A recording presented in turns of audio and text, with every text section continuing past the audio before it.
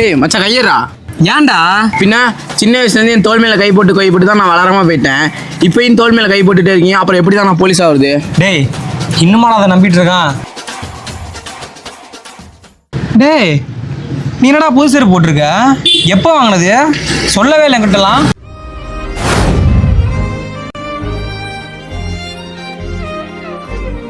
Yuan நெல்லுப்பா. சொல்லுங்க ஐயா. என்னப்பா காலில் செருப்பு இல்லாமல் நடந்து போயிட்டு இருக்க? ஐயா வச்சிருந்தேன் ஐயா, மறந்து போச்சுங்க ஐயா. சரிப்பா, வீட்டில் புது செருப்பு வாங்கி தர சொல்லி கேட்டியா?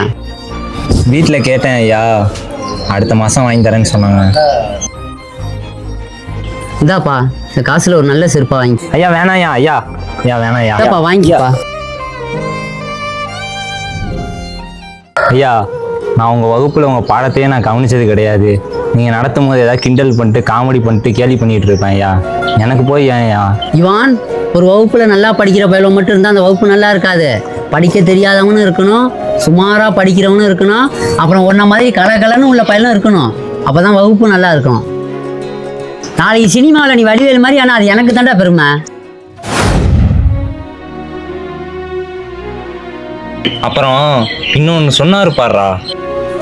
இவான், உனக்கு நான் செருப்பு வாங்கி கொடுத்ததுனால இனிமேலையும் வகுப்பில் கிண்டல் பண்ணாமலாம் இருக்காத. நீ எப்பொழுது கலகலன்னு இரு, அது உனக்கு நல்லா இருக்கும்.